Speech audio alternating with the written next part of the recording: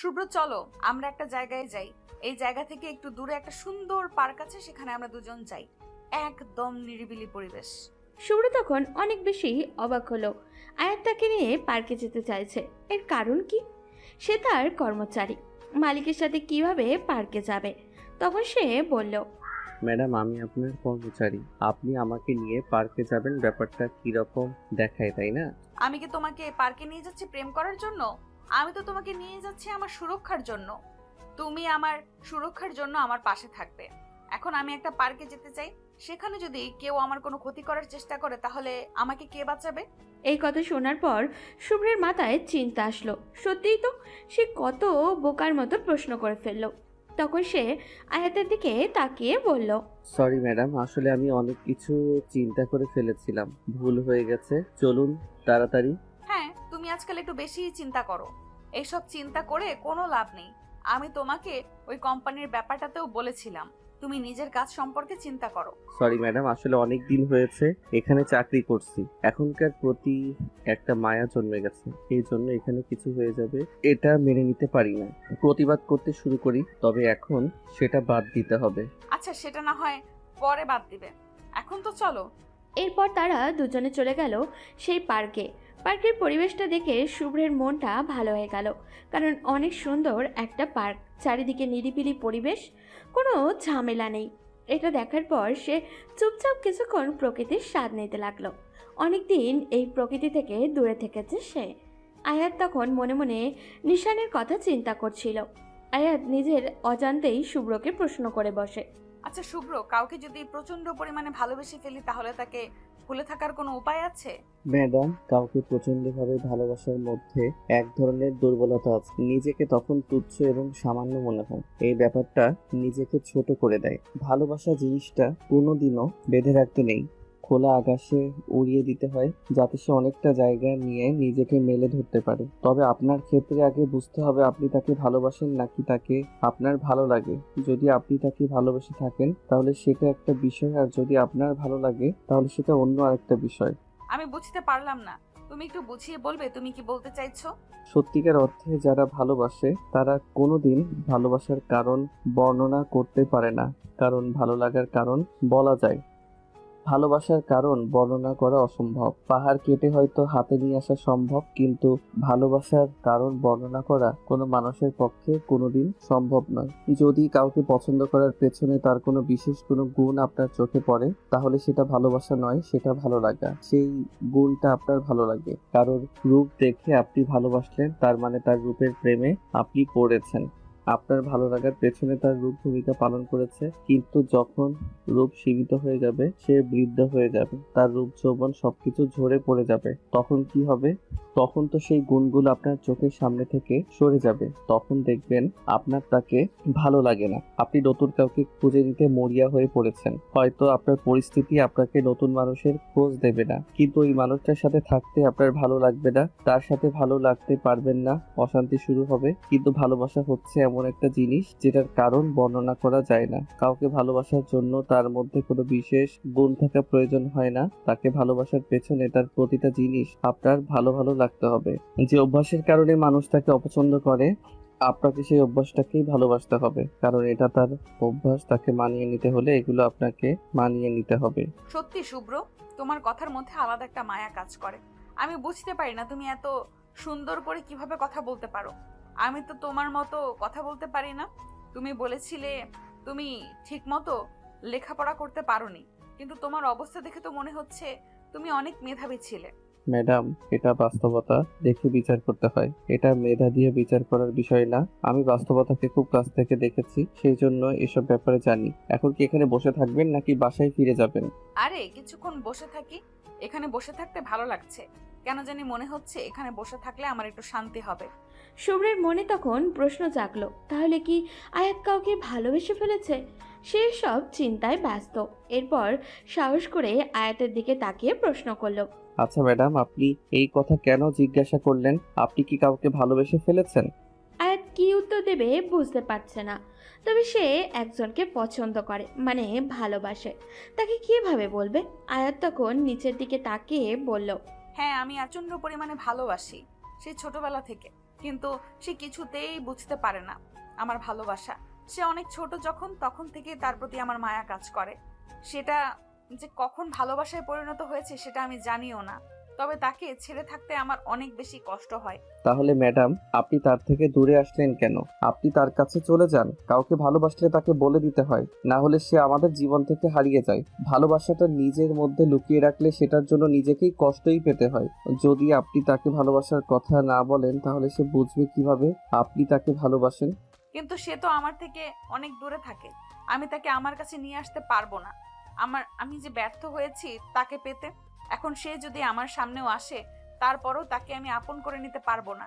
আমার ভেতর কি চলতেছে সেটা আমি তোমাকে বলে বোঝাতে পারবো না। ম্যাডাম, আপনাকে দেখলে তো এরকম মনে হয় না। আপনাকে দেখলে মনে হয় আপনি জীবন নিয়ে অনেক সন্তুষ্ট। আপনার ভিতরেও যে কষ্ট আছে সেটা আজ বুঝতে পারলাম। তবে আমার মনে হয় আপনি তাকে বলে দিন, সে দূরে থাকলেও আপনার কাছে চলে আসবে। কারণ আপনাকে দেখতে একদম পরীদের মতো। আপনাকে দেখলে কোনো ছেলে অ্যাকসেপ্ট না করে থাকতে পারবে না। আপনি যাকে ভালোবাসবেন সে অনেক ভাগ্যবান হবে। আমি তো সব সময় তোমার সাথে রাগারাগি করি। আমি তো রাগী। কিভাবে বললে যে আমাকে ভালোবাসলে সে ভাগ্যবান হবে? সেটা হয়তো আপনার নিজের ধারণা, কিন্তু আপনি অনেক পরিশ্রমী। আপনার মতো একজন দায়িত্বশীল মানুষকে যে তার জীবনে পাবে তার জীবন অনেক সুখের হবে। হয়তো আপনার রাগ একটু বেশি, কিন্তু যখন আপনার রাগ কমে যাবে তখন আপনি তার জন্য সবচেয়ে সুন্দর ঠিকানা হবেন। আপনি কি মনে করেন আপনার এসব রাগের কারণে আমরা ভয় পাই? আসলে আমরা আপনার রাগের কারণে ভয় পাই না, শুধুমাত্র আপনাকে সম্মানের কারণে এসব মেনে নেই। তার মানে কি তোমরা আমাকে ভয় পাও না? শুধুমাত্র আমি তোমাকে বস বলি তোমরা এরকম করো? আজকে থেকে তোমাদের সাথে আরো খারাপ ব্যবহার করতে হবে। তোমাদের সাথে মনে হয় বেশি ভালো ব্যবহার করে ফেলছি, তাই না? শুভ্র তখন আবেগের ঠেলায় কি বলছে বুঝে উঠতে পারেনি। এখন যে নিজের উপরে সেটা পড়ে যাচ্ছে এটা সে খুব ভালো করেই বুঝতে পারছে। শুভ্র কিছু বলবে তার সুযোগই নেই। আয়াত গিয়ে গাড়িতে উঠে বসলো। শুভ্র পিছন পিছন আয়াতের গাড়ির সামনে দাঁড়ালো। আয়াত তখন তার দিকে গম্ভীর একটা দৃষ্টিতে তাকিয়ে বলল, মিস্টার শুভ্র, অফিসের সময় শেষ। আপনি আপনার বাসায় চলে যান। এখন আপনার এখানে কোনো প্রয়োজন নাই। আর আমার গাড়িতে করে ততক্ষণ চলতে পারবেন যতক্ষণ পর্যন্ত আপনার অফিসে কাজকর্ম আছে। কিন্তু অফিসের বাইরে আপনার সাথে আমার এক গাড়িতে চলা সম্ভব না। তাই আপনি আপনার জন্য আলাদা ব্যবস্থা করে নিন। ম্যাডাম, এরকম কিন্তু কথা ছিল না। আপনি আমাকে এখানে নিয়ে এসেছেন, আমি কি এখানে আসতে চাইছিলাম নাকি? তাহলে কেন এখন আমাকে ফেলে চলে যেতে চাইছেন? এখন আমি এখান থেকে কিভাবে যাব? সেটা আপনার ব্যাপার। আপনি যদি হেঁটে যেতে চান তাহলে হেঁটেই চলে যান। কিন্তু আমি আপনাকে নিতে পারবো না আমার গাড়িতে করে। ড্রাইভার, গাড়ির টান দাও। ড্রাইভার তখন গাড়ি নিয়ে চলে গেল। শুভ্র বোকার মতো সেখানে তাকিয়ে থাকলো। তার সাথে এই রকম কিছু হয়ে যাবে সে কল্পনাও করেনি। সে তখন আস্তে আস্তে তার বাসার দিকে যেতে শুরু করলো। কিছুক্ষণ পর একটা রিক্সা পেয়ে হাফ ছেড়ে বাঁচলো ও। ওদিকে আয়াত নিজের বাসায় যাওয়ার পর শুধু হাসছে। তার আম্মু এটা দেখার পর বলল, কি হয়েছে আয়াত? এভাবে হাসছিস কেন? আমার বলো না, শুভ্রকে আজকে যা বোকা বানিয়েছি।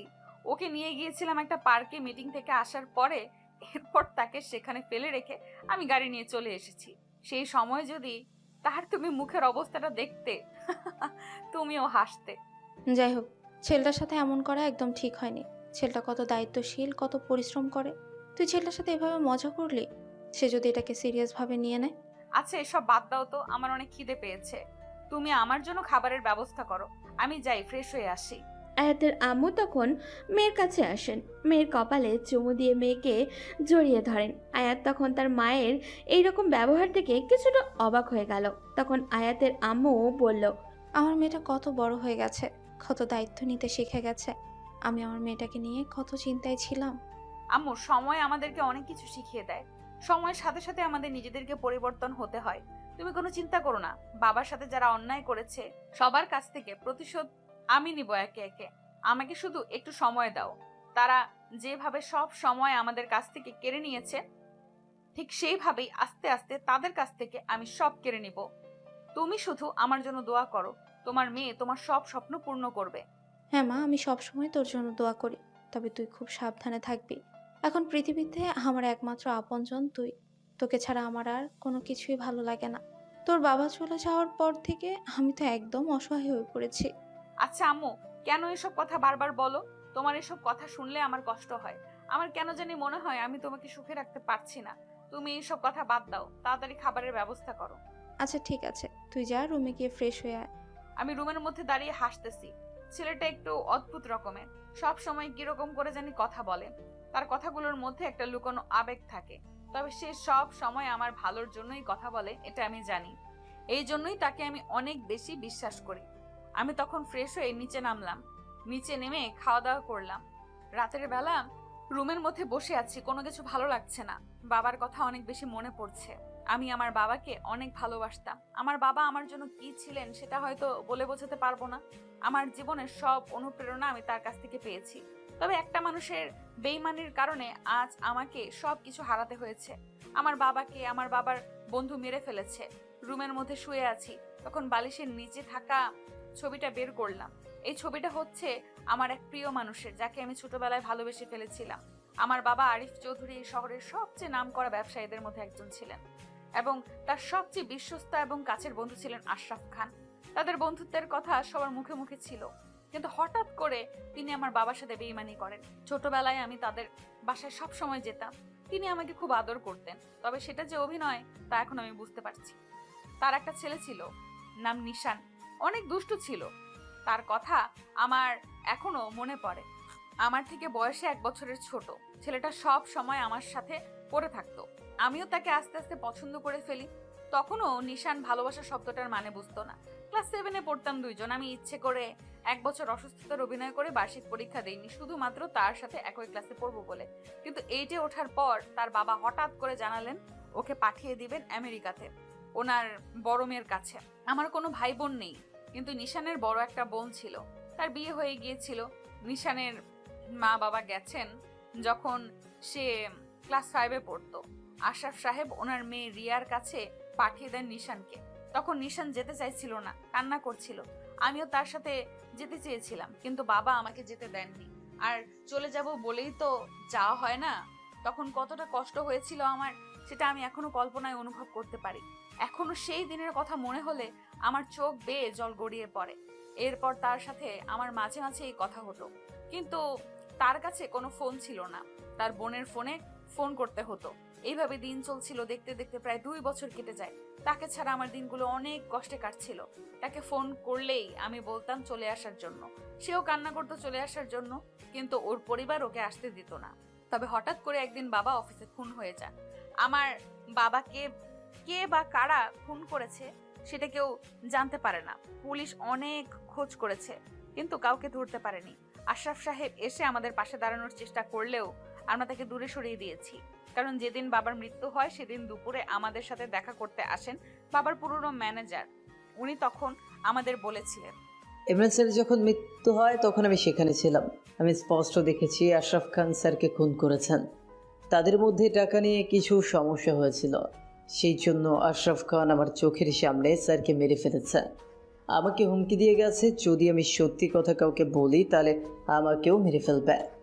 কি বলছেন আঙ্কেল? এটা কিভাবে সম্ভব? আশরাফ আঙ্কেল বাবাকে কেন মারবেন? আমরা এটা বিশ্বাস করি না। আশরাফ আঙ্কেল বাবাকে অনেক বেশি ভালোবাসেন। তারা দুজন মিলে একটা জমি কিনেছিল আশরাফ সাহেবের অফিসের কাছে, কিন্তু এখন খান সাহেব অস্বীকার করছেন। সেটা নিজে একা কিনেছিলেন বলে দাবি করেন। স্যার তখন কাগজপত্র দেখিয়েছিলেন, কিন্তু সেটা উনি বিশ্বাস না করে স্যারের সাথে ঝগড়া করতে লাগলেন। এক পর্যায়ে রেগে উনি স্যারকে খুন করে ফেলেন। বিশ্বাস না করলে কয়েকদিন অপেক্ষা করুন। ওই জমিতে আশরাফ সাহেব নতুন অফিস বানাবেন, তখনই প্রমাণ হয়ে যাবে আমার কথা সত্যি নাকি মিথ্যা। ওদিকে শুভ্র তখন তার রুমে বসে আছে। বারবার শুধু আয়াতের কথাই মনে হচ্ছে তার। শুভ্র মেয়েটার মায়ায় আটকে গিয়েছে। শুভ্র এসব ভাবতে ভাবতে ঘুমিয়ে গেল। পরদিন অফিসে গিয়ে দেখলো আয়াত অনেক ব্যস্ত। শুভ্র আয়াতের কেবিনের দিকে একবার উকি দিয়ে আবারও নিজের কেবিনে ফিরে আসলো।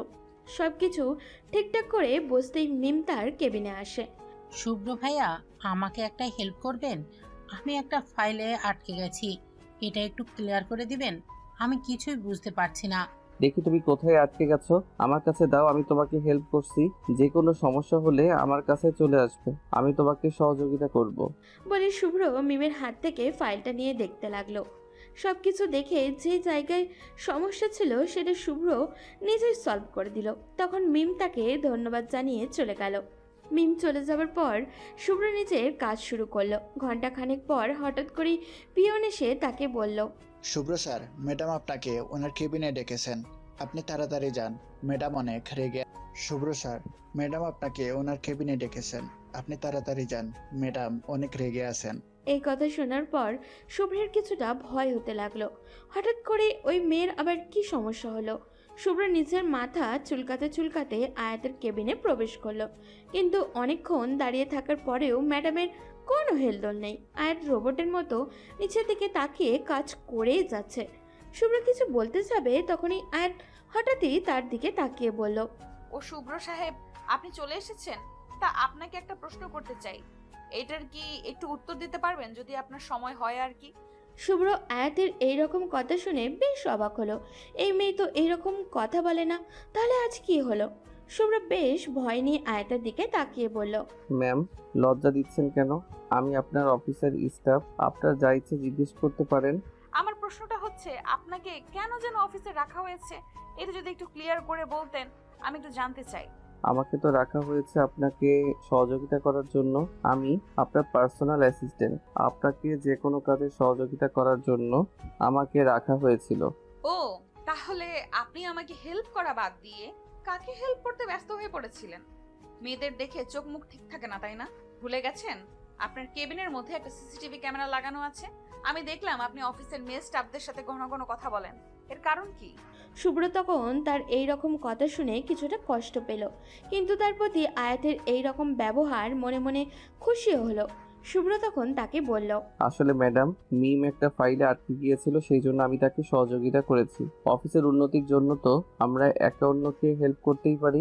তখন আয়াত শুভ্রের দিকে রেগে এগিয়ে আসলো। শুভ্র তার ব্যবহার দেখে চুপ করে দাঁড়িয়ে আছে।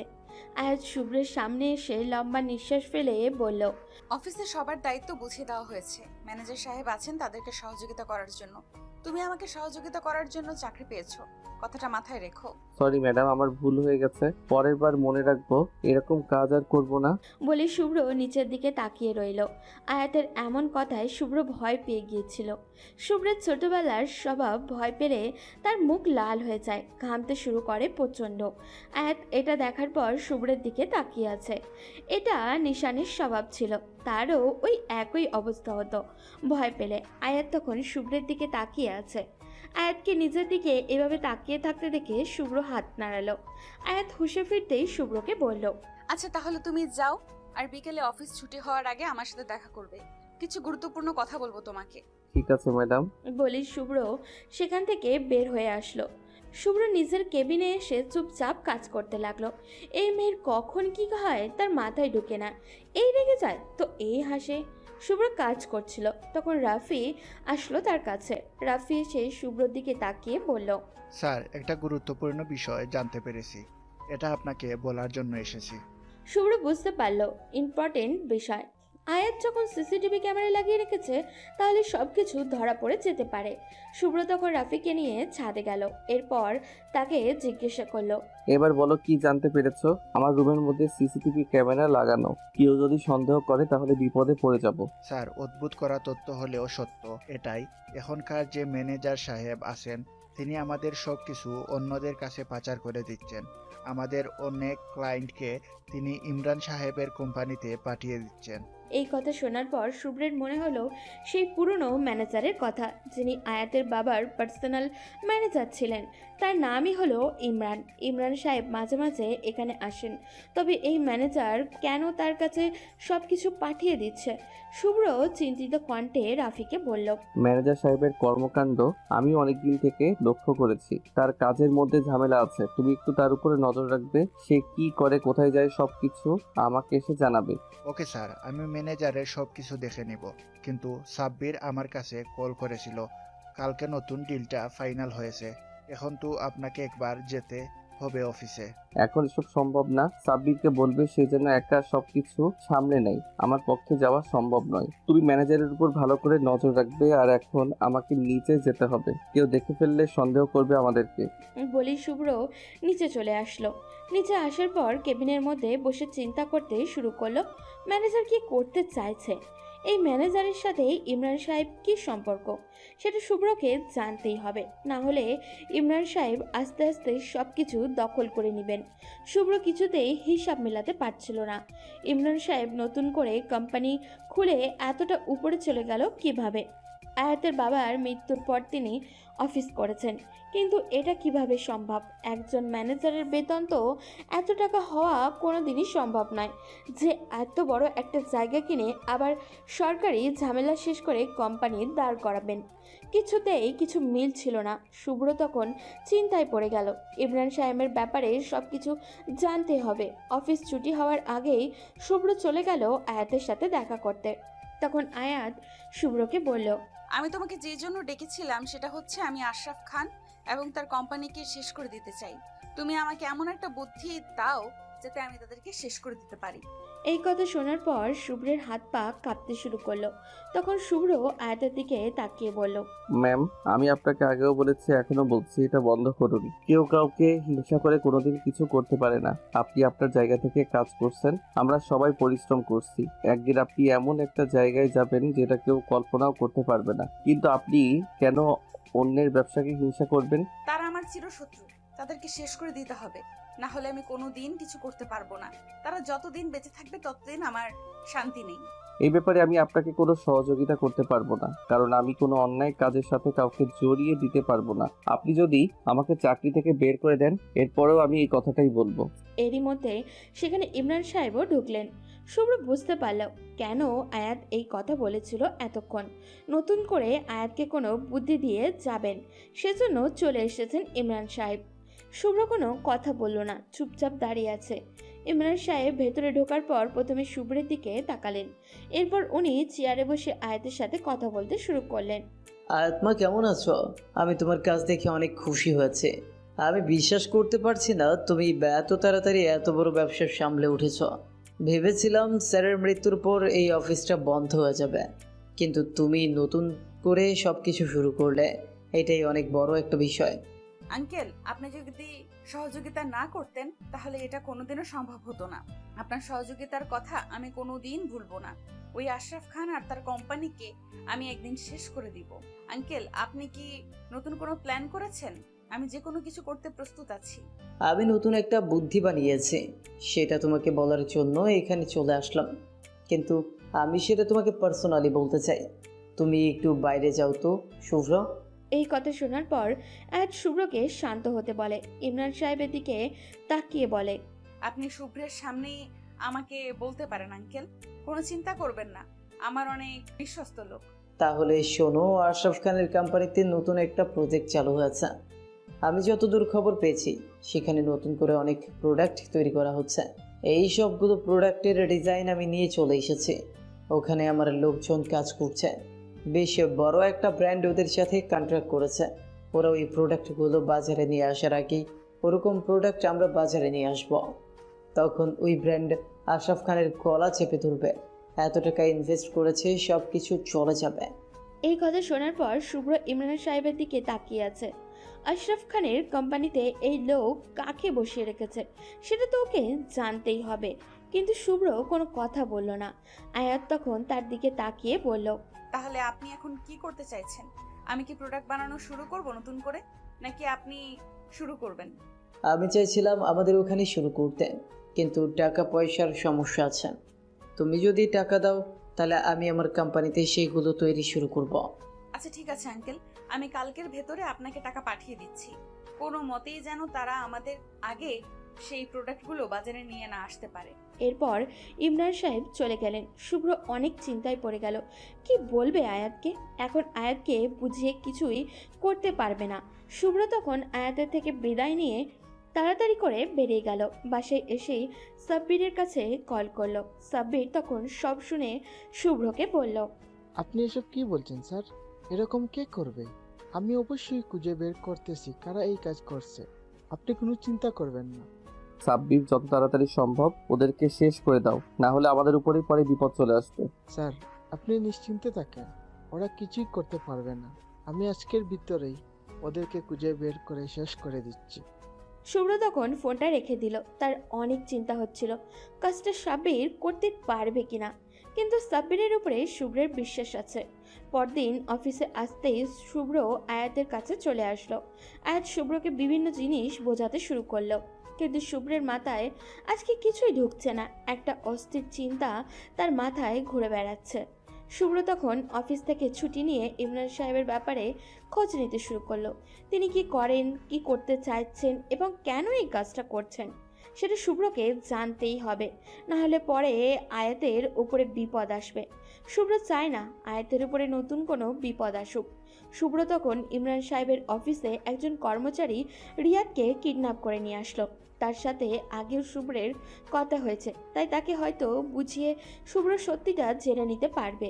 রিয়াদ অনেক দিন থেকে ইমরান সাহেবের সাথে কাজ করছে। যদি তাকে দিয়ে কোনোভাবে সত্যিটা বলাতে পারে তাহলে তার আর কোনো বাধা থাকবে না। তবে রিয়াদকে ধরে যখন গাড়িতে করে নিয়ে আসছিল তখন হঠাৎ করেই শুভ্রের বাবা তার কাছে কল করলো। শুভ্র এটা দেখার পর বেশ চিন্তায় পড়ে গেল। তার বাবাকে কি বলবে? তার বাবা হয়তো তার উপরে অনেক রেগে আছেন। শুভ্র তার বাবার ফোন ধরতেই তার বাবা বলেন, তোমাকে আমি বলেছিলাম দেশে আসার কথা, কিন্তু তুমি দেশে না এসে এখন কি করছো? তুমি নাকি রিয়ার কাছ থেকে চলে এসেছো।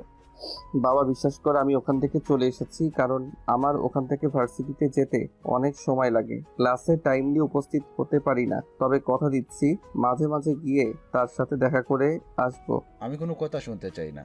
সে তোমাকে নিয়ে অনেক চিন্তায় আছে, তাই তুমি তার ওখানে চলে যাও। দরকার নেই ভালো ভার্সিটিতে পড়ার। যেখানে ছিলে সেটাই অনেক ভালো ভার্সিটি, তাই তোমার ব্যাপারে আমি কোনো রিস্ক নিতে চাই না। বাবা, আমি নিশ্চিন্তে পড়াশোনা করতে চাই, তোমরা একটু আমাকে শান্তি দাও, আমার আর এসব ভালো লাগছে না। ঠিক আছে, কিন্তু আমি কতদিন থেকে অপেক্ষা করছি তোমার জন্য। সাব্বির কি একা সব কিছু সামলাতে পারবে নাকি? তোমাকে কতবার বললাম তোমার বন্ধু এখানে আসে, তুমিও চলে আসো, এসে অফিসের দায়িত্বটা বুঝে নাও। কিন্তু না, তোমার এতে মাথা ব্যথা নেই। একা পরের ছেলেটা আর কতটুকু করবে? তুমি কোনো চিন্তা করো না, সাব্বির একা সবকিছু সামলাতে পারবে। ওকে আমি বলে দিয়েছি সবকিছু, আর আমি আগামী বছরই ফিরে আসবো। বলে শুভ্র তার বাবার ফোন রেখে দিল। এরপর রিয়াদকে নিয়ে চলে আসলো একটা বাড়িতে। এখানে নিয়ে আসার পর রিয়াদের সামনে বসলো। কিছুক্ষণ পরে রিয়াদের জ্ঞান আসলো, কারণ শুভ্র তাকে অজ্ঞান করে নিয়ে এসেছে। রিয়া তখন শুভ্রকে দেখে বেশ অবাক হয়ে গেল। শুভ্র তখন বলল, রিয়া, তুমি ভয় পেও না, আমি তোমাকে মারার জন্য এখানে নিয়ে আসিনি। তোমাকে যদি বলতাম তুমি আমার সাথে আসো তাহলে তুমি আসতে না, সেই জন্য তোমাকে জোর করে এখানে নিয়ে এসেছি। কিন্তু শুভ্র ভাই, তুমি কেন আমাকে এখানে তুলে নিয়ে এসেছো? তোমার সাথে তো আমার কোনো শত্রুতা নেই, তাহলে কেন এখানে নিয়ে এসেছো? আমার কি কোনো ভুল হয়েছে? আমি তোমার কাছ থেকে কিছু সত্যি জানার জন্য এখানে এসেছি, তাই তুমি প্লিজ আমাকে সত্যি কথাগুলো বলো, আমি আর থাকতে পারছি না। সত্যি কথা শুভ্র ভাই, তুমি বলো, আমি জানলে অবশ্যই তোমাকে বলবো। কিন্তু তুমি এরকম করে আমার দিকে তাকিয়ে আছো কেন? আমার অনেক ভয় হচ্ছে। শুভ্র তখন রিয়াদের আরো কাছে এগিয়ে বসলো। এরপর বলল, তুমি আমাকে শুভ্র নামে চিনলেও আমি আসলে শুভ্র নই, নিশান খান। নাম শুনেছো হয়তো, আশরাফ খানের একমাত্র ছেলে। আমি সেই নিশান। আমাকে আমার বাবা ভয় পেয়ে বিদেশে পাঠিয়ে দিয়েছিলেন। যখন বাবার শত্রুরা বারবার বাবাকে এবং আরিফ আঙ্কেলকে মেরে ফেলার জন্য হুমকি দিচ্ছিল, যখন তারা সেটাতে সক্ষম না হয়, তারা পরিবারের দিকে হাত বাড়ানোর প্ল্যান করে, আর সেই জন্য বাবা ভয় পেয়ে আমাকে আপুর কাছে পাঠিয়ে দিয়েছিলেন। আমি ফিরে এসেছি গত বছর, কিন্তু বাবা এই ব্যাপারে কিছুই জানেন না। আমি এখানে এসেছি আয়াতের ভুল ভাঙানোর জন্য। আমার বাবা তার বাবাকে খুন করেছেন, এই বিষয়টা ইমরান সাহেব বলেছেন আয়াতের কাছে। রিয়াদ, তুমি আমাকে সত্যি করে বলো, ইমরান সাহেব কি প্ল্যান করেছেন, আর এসবের পেছনে ইমরান সাহেবের হাত আছে কিনা? ভাই, সত্যি বলছি, আমি এসবের কিছুই জানি না। আমাকে ছেড়ে দিন, আমি এসব কথা আপনাকে বলতে পারবো না। ইমরান সাহেব যদি এই কথাটা জানতে পারে তাহলে আমাকে শেষ করে ফেলবে, তাই প্লিজ আমাকে ছেড়ে দাও। দেখো, আমি তোমার সাথে ভালো ব্যবহার করছি বলে ভেবো না যে আমি তোমাকে খারাপ কিছু করব না। তুমি আমাকে সত্যি কথা বলে দাও, যদি নিজের জীবন বাঁচাতে চাও, যদি এই বন্দুকের গুলি থেকে বাঁচতে চাও, তাহলে সত্যি কথা বলে দাও। আমাকে চাইলেই তুমি মারতে পারবে ভাই, এতে আমার কোনো আপত্তি নেই। কিন্তু বিশ্বাস করো, আমি যদি সত্যি কথা বলি তাহলে আমার সব কিছু শেষ হয়ে যাবে। ইমরান সাহেব আমার পরিবারের সবাইকে মেরে ফেলবে। আমি আমার পরিবারের মানুষকে হারাতে পারবো না। তুমি কোনো চিন্তা করো না রিয়াদ, তোমার পরিবারের কিছুই হবে না। তুমি আর আমি ছাড়া এই কথাটা পৃথিবীর কেউ জানবে না, তাই তুমি আমাকে সব সত্যি কথা বলো। রিয়াদ তখন অনেক ভয় পেয়ে গেছিল। শুভ্র তাকে বোঝালো। তখন সে শান্ত হলো। শুভ্রের দিকে তাকিয়ে বলল, আমাকে ক্ষমা করে দিবেন ভাই, আসলে আমিও এসবের সাথে জড়িত। তবে আমি কাউকে খুন করিনি। আমি জানতাম কে খুন করেছে, কিন্তু টাকার কারণে মুখ বন্ধ করে রেখেছিলাম।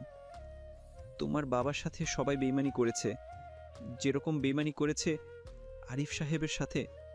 আসলে আরিফ সাহেব এবং তোমার বাবা মিলে এমনভাবে ব্যবসা করছিলেন যার ফলে অন্য কোম্পানিগুলো তাদের হিংসা করত। তারা কোটি কোটি টাকা ইনকাম করেছিলেন। এটা দেখার পর ইমরান সাহেব শান্তিতে থাকতে পারছিলেন না, কারণ তিনি নিজে কিছু একটা করতে চেয়েছিলেন, কিন্তু কিছুই করতে পারছিলেন না টাকার অভাবে। তখন তিনি ছিলেন আরিফ সাহেবের ম্যানেজার এবং আমি সেখানকার সামান্য একজন কর্মচারী। আমি সব জানতাম, সেই জন্য ইমরান সাহেব আমাকে তার সাথে রেখেছিলেন। ইমরান সাহেব মূলত তার কিছু লোকজন দিয়ে তোমার বাবা এবং আরিফ সাহেবকে হুমকি দিতে শুরু করেন। তোমার বাবা ভয় পেয়ে গিয়েছিলেন, সেজন্য তোমাকে দেশের বাইরে পাঠিয়ে দেন। কিন্তু আরিফ সাহেবের একটু বেশি সাহস ছিল, তিনি এসব কিছুর তোয়াক্কা করতেন না। তোমার বাবা অনেক বোঝানোর চেষ্টা করেছেন ওনাকে, কিন্তু তিনি কিছুই বুঝতে চাইতেন না। সেজন্য তিনি আয়াত ম্যাডামকেও বিদেশে পাঠাননি। একদিন ইমরান সাহেব অনেক টাকা চুরি করতে গিয়ে ধরা পড়ে যান আরিফ সাহেবের হাতে। আরিফ সাহেব সবার সামনে তাকে বের করে দেওয়ার হুমকি দেন। এর 2 দিন পর আমরা অফিসে কয়েকজন কর্মচারী বাসায় ফেরার প্রস্তুতি নিচ্ছিলাম। তখন হঠাৎ করে আরিফ সাহেবের রুম থেকে চিৎকার শুনে দৌড়ে গিয়ে দেখতে পাই ইমরান সাহেব আরিফ সাহেবকে মেরে ফেলেছেন। এটা দেখার পর অনেক বেশি ভয় পেয়ে যায় সবাই। তবে আমাকে রেখে বাকি যে 2 জন কর্মচারী ছিল তাদের 2 জনকে মেরে ফেলেন ইমরান সাহেব এবং আমাকে বলেন তাড়াতাড়ি ওই 2 জন কর্মচারীকে লুকিয়ে ফেলার জন্য। আমাকে অনেক টাকার লোভ দেখানো হয়। আমি সেদিন লোভ সামলাতে পারিনি, সেজন্য টাকাগুলো নিয়ে ওই কর্মচারীদেরকে নদীতে ভাসিয়ে দিয়েছিলাম। এরপর একটা মিথ্যা নাটক সাজানো হয়, যেখানে তোমাদের অফিসের পাশে নতুন একটা প্রজেক্ট ছিল। ইমরান সাহেব সেটাকে ঘুরিয়ে এমন একটা প্ল্যান বানিয়ে ফেলেন যে এটা 2 জন মিলে কিনেছিলেন এবং সেটাতে তোমার বাবা অস্বীকার করতেছেন। সেজন্য তোমার বাবার সাথে তর্ক করতে গিয়ে আরিফ সাহেব খুন হয়েছেন। সেটা আয়াত বিশ্বাস করে ফেলে, কারণ আয়াত অনেক আতঙ্কের মধ্যে ছিল। বাবার মৃত্যুর কারণে তার হিতাহিত জ্ঞান ছিল না। যে যেটা বলেছে সেটাই বিশ্বাস করেছে। যে সন্দেহের তালিকায় ছিল না তাকেও সন্দেহ করেছে। আর ইমরান সাহেব তো এমনভাবে সব প্ল্যান করেছেন যেন তাকে কেউ সন্দেহ না করে। তিনি মাঝখান থেকে এই মামলার সাক্ষী বনে যান যে তিনি সরাসরি খুন করতে দেখেছেন। অফিসে সিসিটিভি ক্যামেরা চেক করলে দেখা যায় মৃত্যুর 10 মিনিট আগে তোমার বাবা বেরিয়ে গিয়েছিলেন আরিফ সাহেবের রুম থেকে। এরপর সিসিটিভি ইচ্ছাকৃতভাবে বন্ধ করে দেওয়া হয়। তারা সেটাকেই অস্ত্র বানিয়ে সিসিটিভি ফুটেজ পুলিশের কাছে দেয়, কিন্তু পুলিশ এটা গ্রহণ করে না।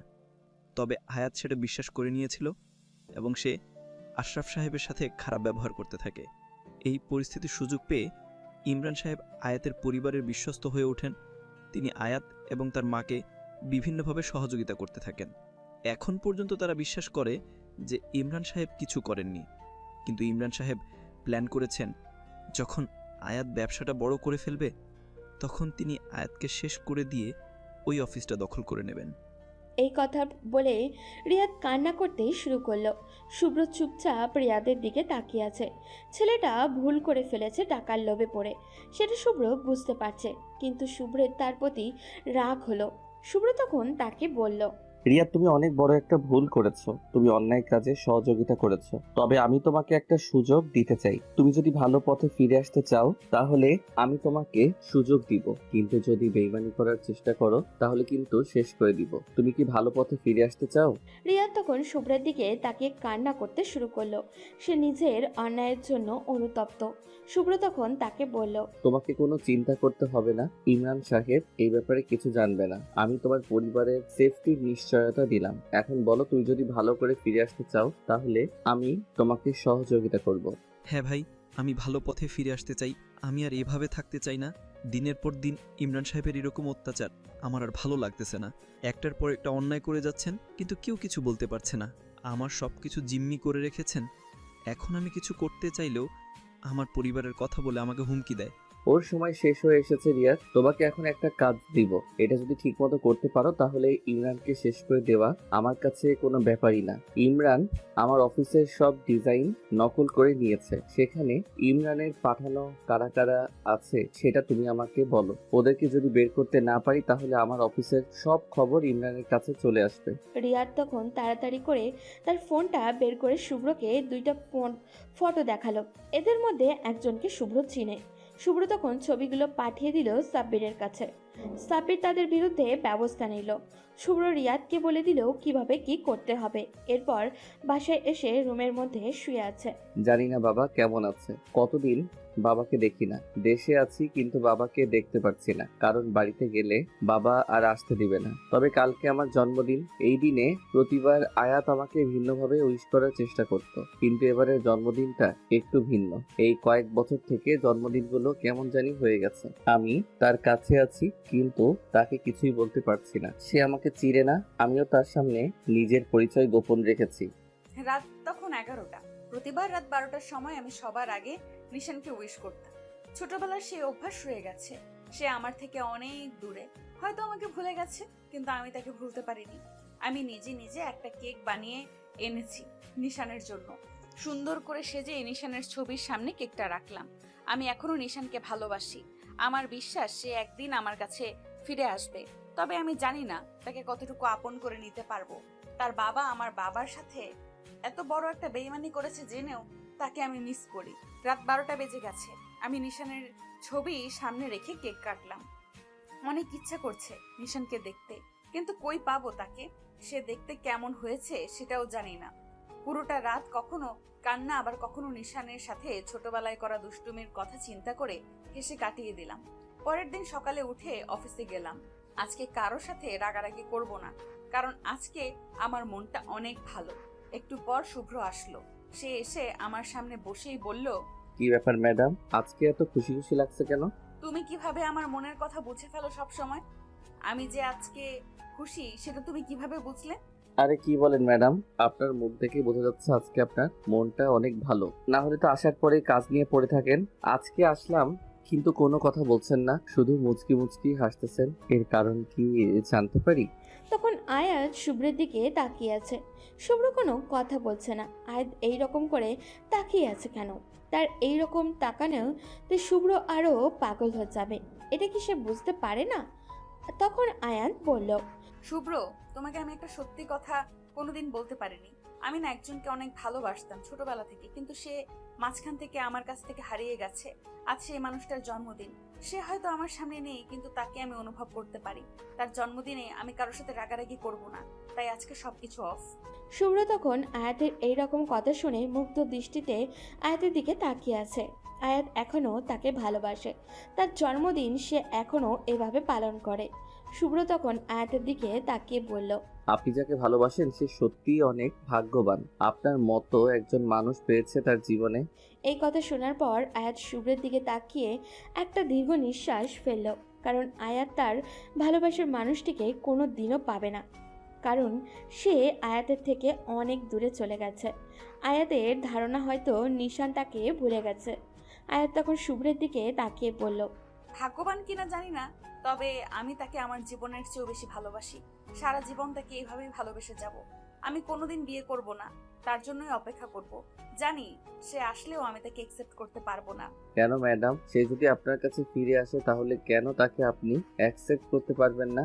আপনি তো তাকে ভালোবাসেন, তাহলে কেন আপনি তাকে অ্যাকসেপ্ট করতে পারবেন না? সেসব কথা এখন বলার সময় নয় শুভ্র। তুমি যদি পারো তাহলে আমার সাথে চলো। আমার আজকে একটু ঘুরতে যেতে ইচ্ছে করতেছে। এইরকম অফিস আর বাড়ি করতে করতে আমি বিরক্ত। আমি একটু ঘুরতে যেতে চাই। তুমি কি আমার সাথে যাবে? হ্যাঁ ম্যাডাম, আপনি যেখানে যাবেন আমি সেখানে যাব। আমি তো আপনার পার্সোনাল অ্যাসিস্ট্যান্ট, কিন্তু প্লিজ আজকে অন্তত আসার সময় সাথে নিয়ে আসবেন। সেদিন রিকশায় চড়িয়ে ঘোরার শখ মিটিয়ে দিয়েছেন। আয়াত হেসে উঠল। এরপর তারা দুজনে ঘুরতে বের হলো। আয়াত তাকে নিয়ে আয়াতের পছন্দের একটা জায়গায় চলে গেল। এখানে প্রতিবার নিশান আর আয়াত দুজনে আসতো। নিশান তখন অনেক ছোট ছিল, তাদের বাসা থেকে তেমন দূরে নয়। এই জায়গাটা নদীর উপরে একটা সুন্দর ব্রিজ বানানো হয়েছে। ব্রিজের উপরে দাঁড়িয়ে আয়াত জলের দিকে তাকিয়ে আছে। তখন হঠাৎ করেই শুভ্র বলল, আচ্ছা, নদীর পানি যদি শুকিয়ে গিয়ে নিচ থেকে মাটি বের হয়ে আসতো তাহলে কি মানুষ এই ব্রিজ বানাতো? আমার অনেক ইচ্ছা করছে এই নদীর পানিটা শেষ করে দিতে, যাতে মানুষ এই নদীর নিচে দিয়ে হাঁটতে পারে। এতে করে নদীর মনের গভীরতা মানুষ উপলব্ধি করতে পারবে। এই কথা শোনার পর আমি শুভ্রকে ধাক্কা দিয়ে আমার দিকে ফেরালাম, কারণ আমার কেমন জানি অস্থিরতা শুরু হলো। কারণ এইসব বাজে বাজে কথা ছোটবেলায় পাগল নিশানটা আমাকে বারবার বলতো। তখন আমি অনেক হাসতাম এই কথা শোনার পর। আমি তখন তার দিকে তাকিয়ে বললাম, তুমি এই কথা কিভাবে বললে? শুভ্র আয়াতকে বোঝাতে চাচ্ছিল অনেকভাবে যে সেই আয়াতের হারিয়ে যাওয়ার নিশান, কিন্তু আয়াতকে সরাসরি বলতে পারছে না। কারণ এখন যদি আয়াত জানতে পারে তাহলে শুভ্রের সাথে আর কোনো সম্পর্কই রাখবে না। শুভ্র তখন তাকে বলল, কিভাবে আবার বলবো? আমার দেখে এমনি বলতে মনে ইচ্ছে হলো, তাই জন্য বললাম। জানো শুভ্র, আমার দুষ্টু নিশানটা এই কথাটা বলতো সবসময় আমার কাছে। আমি তখন অনেক হাসতাম তার এই কথা শোনার পর, কিন্তু এখন তার এই কথাগুলো আমি অনেক বেশি মিস করি। আমি তখন তার দিকে তাকিয়ে আছি। এই মুখ দেখে আমি কাটিয়ে দিতে পারবো বছরের পর বছর, কিন্তু তার কাছে এখন আমি আমার নিজের পরিচয় প্রকাশ করতে পারছি না। এটাই সবচেয়ে বড় দুঃখ। আমি চুপচাপ তার দিকে তাকিয়ে আছি। নদীর তীর ঘেঁষে শাপলা ফুল ফুটেছে। শুভ্র সেটা আনার জন্য নামলো। অনেক কষ্টে একটা ফুল এনে আয়াতের সামনে দাঁড়িয়ে বলল, এই নেন ম্যাডাম, এটা আমাদের দেশের জাতীয় ফুল। কত সুন্দর করে পাতার মধ্যে সে বেড়ে ওঠে। আমার অনেক ভালো লাগে এই ফুল। শুভ্রের কথা শুনে অবাক চোখে তাকিয়ে আছি। এত মিল কিভাবে? আমি কেন জানি নিশানকে খুঁজে পাচ্ছিলাম তার কথার ভেতরে। আমি নিশানকে যদি ভালো না বাসতাম তাহলে নিশ্চিত শুভ্রকেই বিয়ে করতাম, কিন্তু আমি কোনোদিন নিশানের সাথে বেইমানি করতে পারবো না। আমি তখন শুভ্রের দিকে তাকিয়ে বললাম, জানো শুভ্র, তোমার মধ্যে কেমন জানি আমি নিশানকে খুঁজে পাই। তুমি ঠিক নিশানের মতো। নিশান যেমন মাঝে মাঝে দুষ্টুমি করতো, একরকম অদ্ভুত আচরণ করতো, তুমিও ঠিক সেই রকম। ম্যাডাম, আপনাকে এই মন খারাপ দেখতে অনেক বাজে লাগে। আপনাকে সকালে দেখেছিলাম কত হাসি খুশি। এভাবে থাকবেন সব সময়। আপনি কখনো মন খারাপ করবেন না। একদিন আপনার প্রিয় মানুষ আপনাকে এসে নিয়ে যাবে, এটা আমি বলছি। আয়াত তখন শুভ্রের দিকে তাকিয়ে একটা রহস্যময় হাসি দিল, কারণ এটা কখনোই সম্ভব নয়। তার ধারণা নিশান তাকে ভুলে গেছে। যদি মনে থাকতো তাহলে সে এখন বড় হয়ে দেশে ফিরে আসতে পারত। এরপর অনেকক্ষণ শুভ্রের সাথে ঘুরে বেড়ালো আয়াত। কেমন জানি সে শুভ্রের মাঝে নিশানকে খুঁজে পাচ্ছিল। এটাই আয়াতের কাছে অনেক বেশি কিছু। নিশানকে না পাক, তার মতো একজন তো পেয়েছে। আয়াত চায় না তাকে বিয়ে করতে, তবে সে যদি বন্ধু হয়ে আয়াতের পাশে সব সময় থাকে তাহলে আয়াত কিছুটা হলেও মনে শান্তি পাবে। কিছুক্ষণ ঘোরাঘুরি করে তারা বাসায় ফিরে আসলো। এখন যে করেই হোক নিশানের সব কিছু বলতে হবে আয়াতকে, কিন্তু এর আগে ইমরান সাহেবের বিরুদ্ধে তার উপযুক্ত প্রমাণ রেডি করতে হবে। যদি উপযুক্ত প্রমাণ না দেখাতে পারে তাহলে আয়াত তাকে বিশ্বাস করবে না। নিশান চায় না আয়াত তাকে অবিশ্বাস করুক। তখন নিশান রিয়াদের কাছে কল করে সব কিছু জেনে নিল। তখন যে করেই হোক ইমরান সাহেবকে এমন বড় একটা লসের মধ্যে ফেলতে হবে যে এই লসের মধ্যে পড়ার পর সে সব কিছু হারিয়ে ফেলবে। এরপর আয়াতের উপরে আক্রমণ করার চেষ্টা করবে। যখন আয়াতের উপরে আক্রমণ করার চেষ্টা করবে তখন আয়াত সব সত্যি জানতে পারবে। এই জন্য নিশান সাব্বিরকেও বলে দিল কি করতে হবে। সেও রেডি হয়ে কাজ করার জন্য। এভাবে দেখতে দেখতে এক সপ্তাহ কেটে গেল।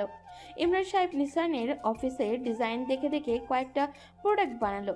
শুধু আয়াত টাকা দিয়েছে তা নয়, যখন প্রথমবার ওই কোম্পানির ডিজাইন চুরি করে তারা ব্যবসায় লাভ করেন, এরপর থেকে ইমরান সাহেব আয়াতকে না জানিয়ে নিজেই কাজ শুরু করে দেন, যাতে লাভের ভাগ আয়াতের কোম্পানিকে দিতে না হয়। কিন্তু সেগুলো তেমন একটা বিক্রি হলো না। তবে নিশান আসল অ্যাটাকের অপেক্ষায় ছিল। তিনি একের পর এক প্রোডাক্ট বানিয়েই যাচ্ছেন আয়াতকে না জানিয়ে। তবে সেই জায়গায় এসেই নিশান তাকে অ্যাটাক করলো। নিশান তার কোম্পানির যে প্রোডাক্টগুলো বানাচ্ছিল তার মধ্যে সবচেয়ে কম দামি যেটা ছিল ওটাই তার সামনে প্রকাশ করেছেন, আর বাকিগুলো ছিল একটা সাজানো নাটক। কারণ নিশান জানতো ইমরান সাহেব তার কোম্পানির ডিজাইন কপি করবেনই। তাই নিশান আসল প্রোডাক্টগুলো লুকিয়ে রেখে কিছু কপি প্রোডাক্ট ডিজাইন করে বের করলো, আর ইমরান সাহেব তার পাতা ফাঁদেই পা দিল। তিনি প্রথমবার লাভ করে। লাভের কারণে দ্বিতীয়বার একই প্রোডাক্ট বানালেন। আর এই সময়ে নিশান তার কোম্পানির মেইন প্রোডাক্টগুলো বাজারে আনলো। যখনই বাজারে এই মাল আসলো তখনই ইমরান সাহেবের প্রোডাক্টগুলো মূল্যহীন হয়ে পড়ল, কারণ নিশানের এত কম দামে এত ভালো প্রোডাক্ট দিচ্ছিল যেগুলো কেউ কল্পনাও করতে পারে না। ইমরান সাহেব দিশেহারা হয়ে পড়ল। কি করবেন তিনি? তখন তিনি রিয়াদের সাথে প্ল্যান করতে বসলেন। তিনি জানতেন না যে রিয়াদ নিশানের সাথে দেখা করেছে। তিনি রিয়াদের সাথে প্ল্যান করতে বসে রিয়াদকে বলেন, রিয়াদ, আমার কোম্পানির অনেক টাকা লস হয়ে গেছে।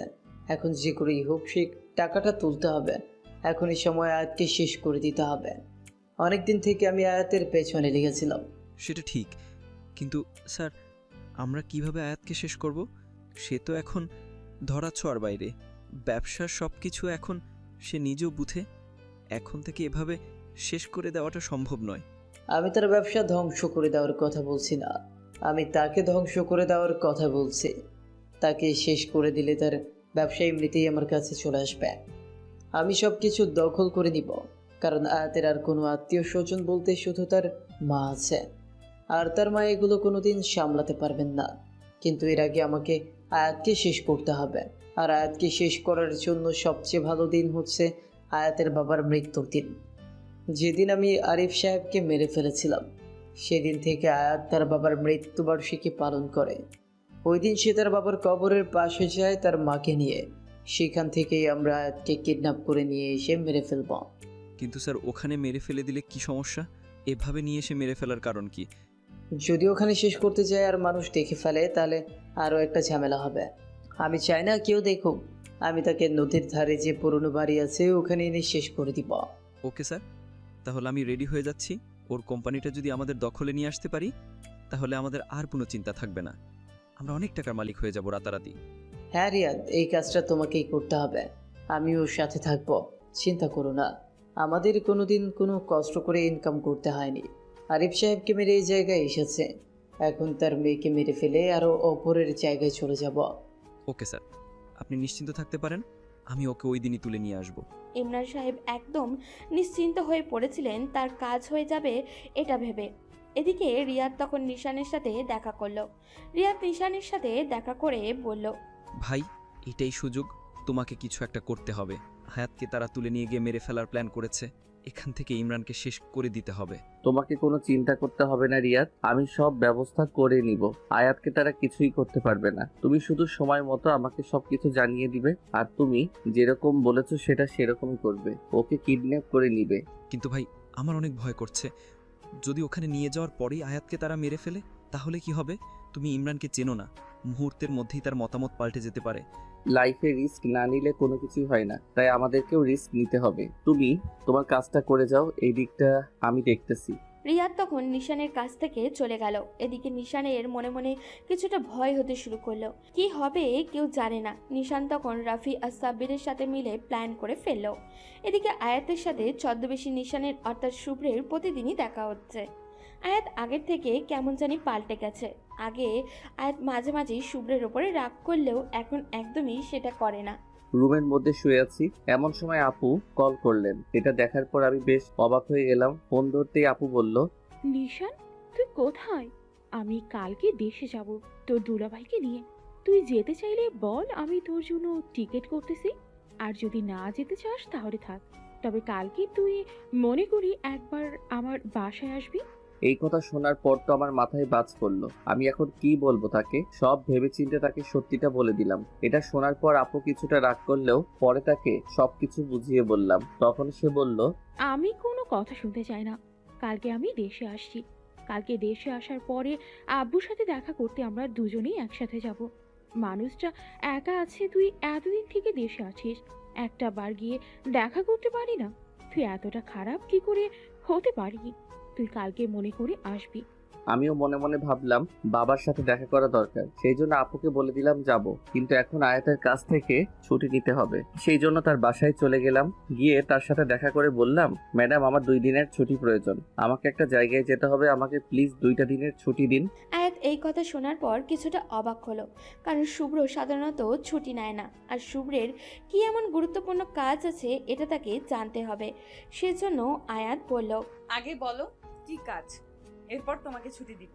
আসলে ম্যাডাম আমার পার্সোনাল কিছু কাজ আছে, আমি আসার পর আপনাকে সব বলবো, কিন্তু এখন আমাকে দয়া করে 2টা দিনের ছুটি দিন। আয়াত আর আপত্তি করলো না। নিশান অনেক কারণ কালকে বাবার সাথে দেখা করবে। তার 2 ভাই বোন মিলে তাদের বাবাকে সারপ্রাইজ দেবে। পরদিন দুপুরবেলা নিশানের বোন রিয়া বাংলাদেশে চলে আসলো। নিশান তার আপু আর দুলাভাইকে রিসিভ করে চলে গেল তাদের বাসায়। বাসায় যাওয়ার পর কলিং বেল বাজতে রহিম চাচা দরজা খুলে দিয়ে চিৎকার করে উঠে বললেন, বড় সাহেব বলে। ওনার চিৎকার শুনে নিশানের বাবা দৌড়ে নিচে আসলেন। নিশান আর রিয়াকে একসাথে দেখে তাদের বাবা কিছুক্ষণ স্থির হয়ে তাদের দিকে তাকিয়ে থাকেন। এরপর তারা 2 ভাই বোন এগিয়ে গিয়ে তাদের বাবাকে জড়িয়ে ধরল। নিশান তার বাবার চোখে জীবনে প্রথমবার জল দেখতে পেল। কান্না করছো কেন বাবা? আমরা তোমাকে সারপ্রাইজ দেওয়ার জন্য এসেছি আর তুমি কান্না করছো? আমার জীবনের সবচেয়ে বড় সারপ্রাইজ এটা। আমি ভাবতেও পারিনি আমার ছেলে মেয়েকে আমি একসাথে আবার দেখব। ভেবেছিলাম হয়তো মরে যাব তোমাদের না দেখে, কিন্তু আল্লাহ আমাকে দেখিয়েছে। এটাই আমার কাছে অনেক বেশি কিছু। এখন থেকে প্রতিদিনই দেখতে পাবে, কারণ আমরা আর ওই দেশে থাকবো না। দুলাভাই চলে এসেছে একেবারে, সাথে আমিও চলে এসেছি। এখন থেকে এখানেই থাকবো। তবে বাবা, আমি তোমার সাথে একটু মিথ্যা বলেছি, এটা তোমাকে না জানিয়ে অনেক অন্যায় করেছি। নিশানের বাবা অবাক হয়ে ছেলের দিকে তাকিয়ে থাকেন। নিশান তখন আস্তে আস্তে তার বাবাকে সব খুলে বলল। সব শুনে উনি রাগ করার বদলে নিশানকে জড়িয়ে ধরে বললেন, আমি জানতাম আমার ছেলে এরকমই একটা কাজ করবে। এখন সব চিন্তা বাদ দিয়ে আগে আয়াতকে বাঁচাতে হবে। মেয়েটা কিছুই বুঝতে পারছে না, আমার সাথে সবসময় খারাপ ব্যবহার করেছে। বাবা, তোমাকে কোনো চিন্তা করতে হবে না, আমি তাকে উদ্ধার করে নিয়ে আসবো। বাবা তখন আমাকে জড়িয়ে ধরে কান্না করে দিলেন। আপু আমার মাথায় হাত বুলিয়ে দিচ্ছে। এতদিন পর বাবা বুকে মাথা রাখতে পেরেছি, এটাই আমার কাছে অনেক বেশি কিছু। বাবা তখন আমার গালে হাত দিয়ে বললেন, আমার ছোট নিশান আজ কত বড় হয়ে গেছে। সে এখন নিজে দায়িত্ব নিতে শিখে গেছে। তোর মা যদি এখন বেঁচে থাকতেন তাহলে কতটা খুশি হতেন তোকে এই অবস্থায় দেখে। আচ্ছা বাবা, তুমি এরকম করো কেন? তুমি এরকম একটা আনন্দের মুহূর্তে ভাইয়ের মন খারাপ করে দিলে। ভাই কতটা খুশি হয়ে কাজগুলো করছিল, কিন্তু তুমিও না।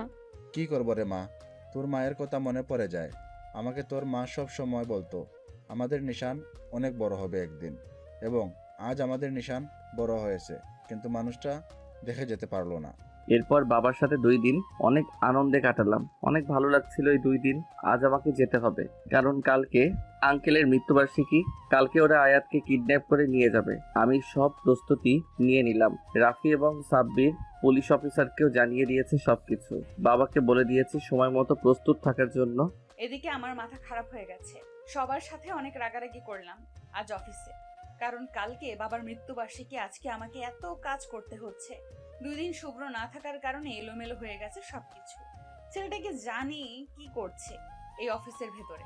সে না থাকলে অফিসটা খালি খালি মনে হয়। অফিসের কেউ ঠিক মতো কাজ করে না। আজ তো তার আসার কথা, কিন্তু সে আসছে না কেন? একটু পরে দেখলাম শুভ্র অফিসে এসেছে। তাকে দেখে কিছুটা শান্তি পেলাম। সে কেবিনে আসতেই তাকে বললাম, শুভ্র, কালকে আমার বাবার মৃত্যুবার্ষিকী, আমি কালকে আসতে পারবো না। তুমি একটু অফিসটা সামলে নেবে আর সন্ধ্যার সময় আমাদের বাসায় চলে যাবে। আচ্ছা ম্যাডাম, আপনাকে কোনো চিন্তা করতে হবে না, আমি সবকিছু দেখতেছি। এর পরপরই আয়াত বেরিয়ে গেল। এদিকে নিশান তার 2 বন্ধুর সাথে কথা বলে আরও একবার কনফার্ম হয়ে নিল সব কিছু ঠিক আছে কিনা। পরদিন সকাল হতেই আয়াত তার আম্মুকে নিয়ে বেরিয়ে পড়ল তার বাবার কবরের উদ্দেশ্যে। সেখানে যাওয়ার পর আয়াত বাবার কবরের পাশে দাঁড়িয়ে কাঁদতে লাগলো। সময়ের সাথে সাথে সে কেমন জানি পরিবর্তন হয়ে গেছে। আগে প্রায় এখানে আসতো, কিন্তু এখন বছরে 2 বারের বেশি আসা হয় না। এই জায়গায় আসলে নিজেকে কেমন জানি অপরাধী মনে হয় তার। আয়াত আর তার আম্মু দাঁড়িয়ে আছে। তখন হঠাৎ করেই পেছন থেকে কেউ একজন আয়াতের মুখ চেপে ধরল। আয়াত কিছু বুঝে ওঠার আগেই সামনে সবকিছু অন্ধকার দেখল। এদিকে আমরা রিয়াদের কাছ থেকে সবকিছু জানতে পারলাম। তারা বেরিয়ে পড়েছে। তাদেরকে ফলো করে আমরা পিছনে যাচ্ছিলাম। যেতে যেতে চলে গেলাম নদীর পাশে পুরনো একটা বাড়িতে। তাদের দুজনকে গাড়ি থেকে নামিয়ে ভিতরে নিয়ে যাওয়া হলো। আমরা ঘরের বাইরে দাঁড়িয়েছিলাম। ভিতরে সময় মতো ঢুকবো। আয়াত আগে জানতে পারুক সত্যিটা, এরপর আমরা ভিতরে ঢুকবো। এদিকে চোখের উপরে পানির ফোঁটা পড়তেই আয়াত চোখ খুলল। সামনে তাকাতেই দেখলো ইমরান সাহেব বসে আছেন। আশেপাশে তাকিয়ে দেখলো অনেক লোকজন বন্দুক হাতে দাঁড়িয়ে আছে। আয়াত পাশে তাকাতেই দেখলো তার আম্মুকেও বেঁধে রাখা হয়েছে।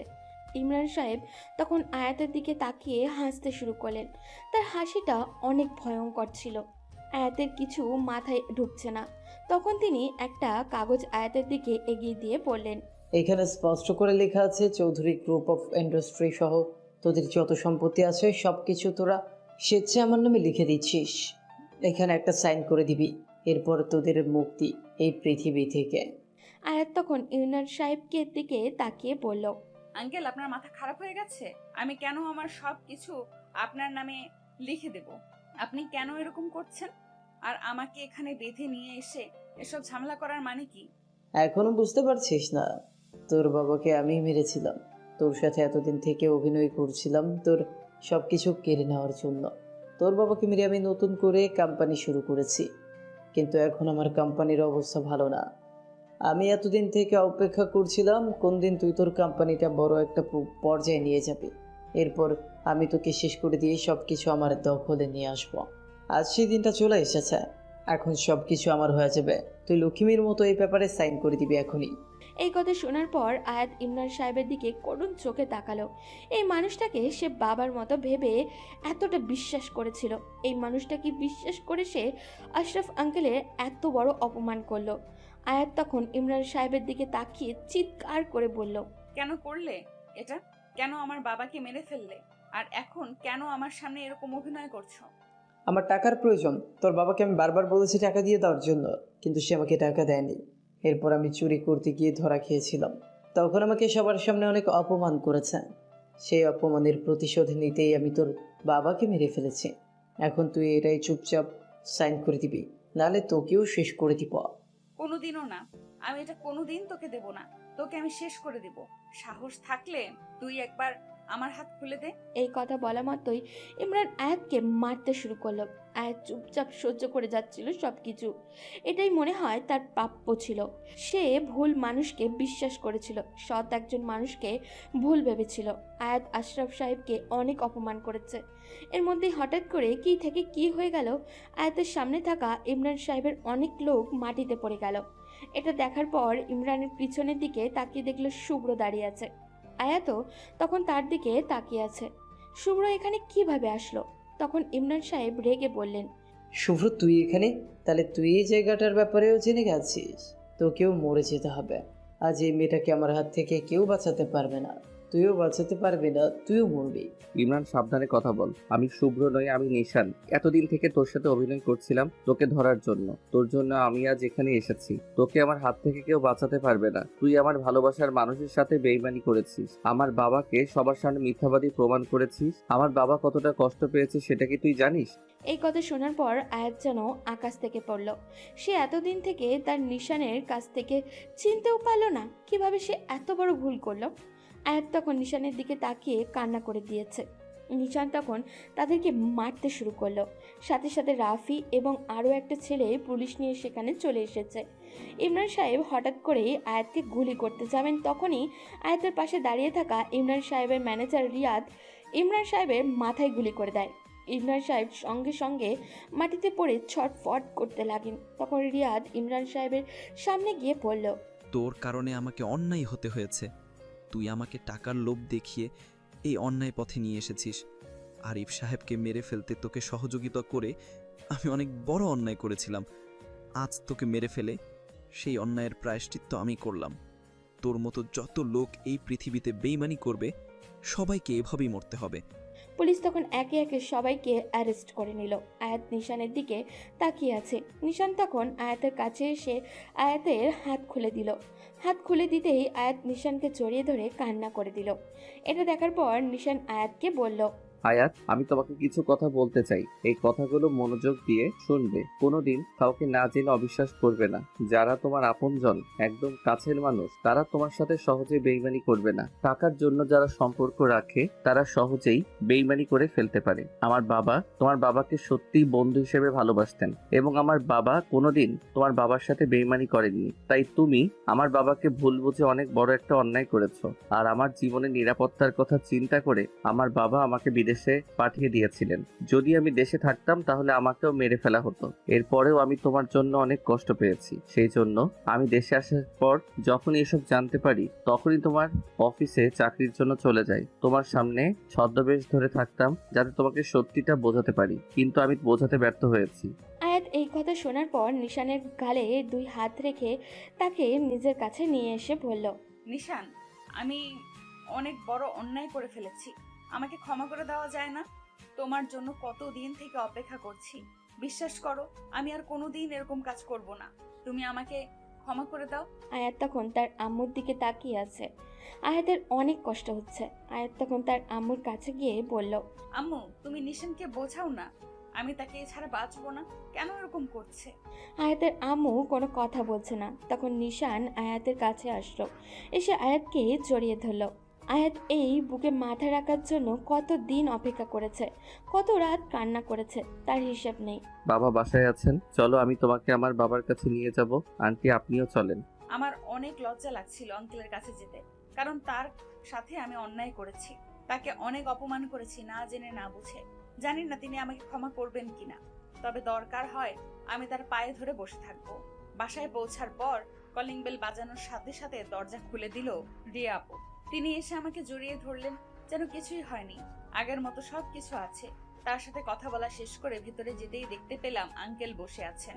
আমি তার সামনে গিয়ে দাঁড়ালাম। তিনি আমার দিকে একটু তাকালেন, এরপর আবার নিচের দিকে তাকালেন। আমি তখন আঙ্কেলের সামনে বসে তার পা ধরে বললাম, ওই আঙ্কেল, আমাকে কি ক্ষমা করে দেওয়া যায় না? আমি তো তোমার মেয়ের মতোই, ভুল করে ফেলেছি, তুমি কি আমাকে ক্ষমা করবে না? ওই লোকটা আমাকে ভুল বুঝেছিল, আমার মাথা ঠিক ছিল না, বাবার জন্য অনেক কান্না করছিলাম, তখন তোমাকে ভুল বুঝে অনেক কথা বলে ফেলেছি, তুমি আমাকে ক্ষমা করে দাও না। আঙ্কেল আমার দিকে তাকালেন। আমার অনেক ভয় করছিল। আঙ্কেল আমার সামনে দাঁড়িয়ে কঠিন গলায় বললেন, যদি আমাকে বাবা বলে ডাকতে পারিস, আমার এই পাগল বিয়ে করতে পারিস, তাহলে আমি তোকে ক্ষমা করব, না হলে কোনোদিন ক্ষমা করব না। এই কথা শোনার পরে আমি তার বুকে ঝাঁপিয়ে পড়লাম। আমার অনেক অস্বস্তি হচ্ছিল তাকে জড়িয়ে ধরতে।